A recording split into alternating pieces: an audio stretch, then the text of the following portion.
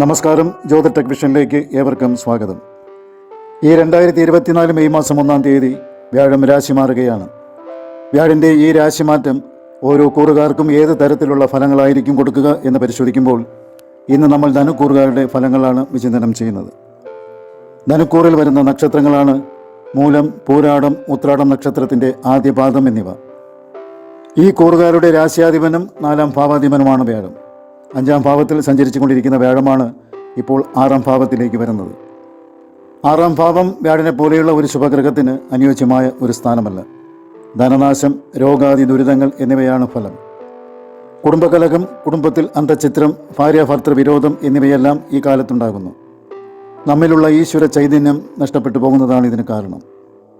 ഇനി നമുക്ക് ഈ ഫലങ്ങളെ ഒന്നുകൂടി വിശദമായി പരിശോധിക്കാം. ഒരു ഗ്രഹവും ഒരു രാശിയിൽ വരുമ്പോൾ 100% ഗുണഫലം തരുന്നില്ല, അതുപോലെ 100% ദോഷവും തരുന്നില്ല. ഇക്കാര്യം നമ്മൾ പ്രത്യേകം ഓർത്ത് വയ്ക്കേണ്ടതാണ്. വ്യാഴം ഇപ്പോൾ 6-ലേക്കാണ് പോകുന്നത് എന്ന് പറഞ്ഞിരുന്നുവല്ലോ. 6-ാം ഭാവം എന്ന് പറയുന്നത് നമ്മുടെ ശത്രുക്കൾ, രോഗങ്ങൾ, കടം, ബാധ്യതകൾ, കാര്യതടസ്സങ്ങൾ, കോടതി വ്യവഹാരങ്ങൾ, വഴക്കുകൾ, ശത്രുതകൾ, ബാങ്കിലെ ലോണുകൾ, നമ്മുടെ സർവീസ് മേഖലകൾ മുതലായവയാണ്. വ്യാഴൻ ഒരു ഭാവത്തിൽ വരുമ്പോൾ ആ ഭാവത്തിന് പറഞ്ഞിരിക്കുന്ന കാര്യങ്ങളെ ഒന്നുകൂടി പെരുപ്പിച്ച് കാണിക്കുകയാണ് ചെയ്യുന്നത്. നമുക്ക് മറ്റുള്ളവരോടും മറ്റുള്ളവർക്ക് നമ്മോടും ഒരു ശത്രുതയുണ്ടാകുന്ന കാലഘട്ടമാണിത്. മറ്റുള്ളവരോട് വഴക്കിടാനും അല്ലെങ്കിൽ പ്രത്യേകിച്ച് ഒരു കാരണവുമില്ലാതെ മറ്റുള്ളവർ നമ്മോട് വഴക്കിനൊക്കെ വരുന്ന സമയവുമാണ്. നമ്മളിപ്പോൾ ഒരു സ്ഥാപനത്തിൽ തൊഴിൽ ചെയ്യുന്ന ആളാണെങ്കിൽ നമ്മുടെ സഹപ്രവർത്തകരുമായി ചില പ്രശ്നങ്ങൾ ഉണ്ടാകാനിടയുണ്ട്. ഈ ഒരു കാരണം കൊണ്ട് തന്നെ സഹപ്രവർത്തകരുമായിട്ട് ഒരു അനുനയത്തിൽ പോകുവാൻ ശ്രദ്ധിക്കുക. ഇല്ലെങ്കിൽ സ്വസ്ഥമായിട്ട് ജോലി ചെയ്യുവാൻ പോലുമുള്ള ഒരു അന്തരീക്ഷം ഉണ്ടായിരിക്കുകയില്ല.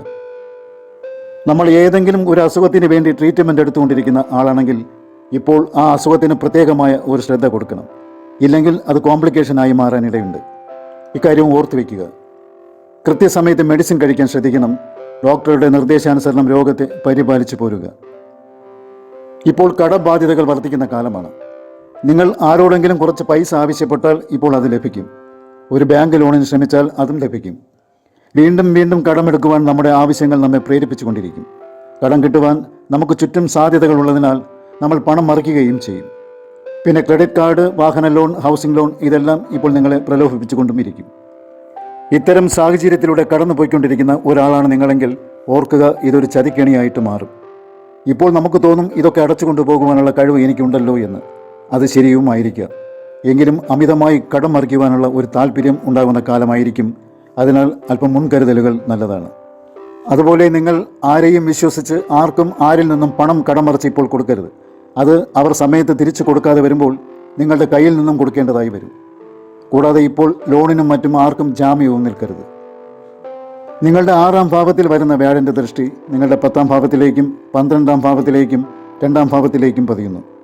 6-ാം ഭാവം മത്സര പരീക്ഷകളുടെ ഒരു ഭാവമാണ്. 10-ാം ഭാവം നമ്മുടെ കർമ്മഭാവവുമാണ്.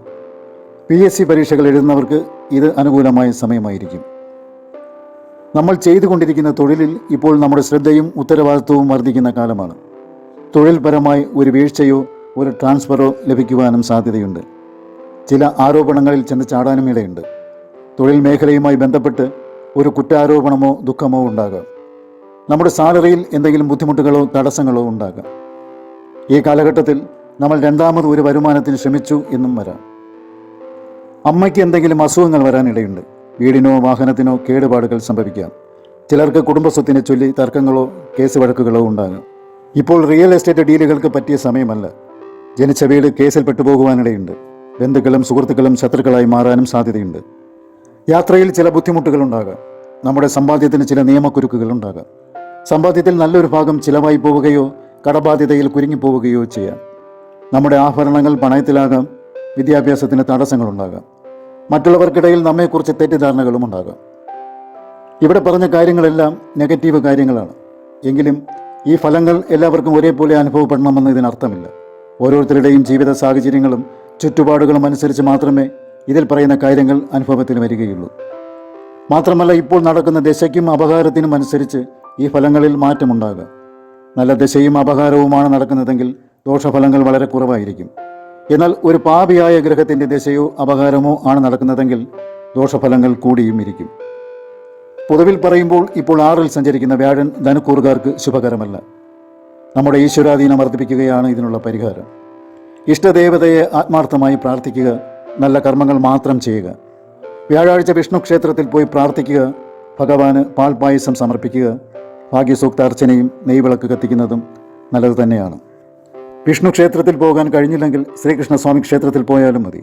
അവിടെ തൃക്കൈവെണ്ണയും തുളസിഹാരവും സമർപ്പിച്ചാൽ മതിയാകുന്നതാണ്. മനസ്സിൽ തട്ടിയുള്ള ഭക്തിയാണ് വേണ്ടത്, ഒപ്പം സഹജീവികളോടുള്ള സ്നേഹവും സഹവർത്തിത്വവും.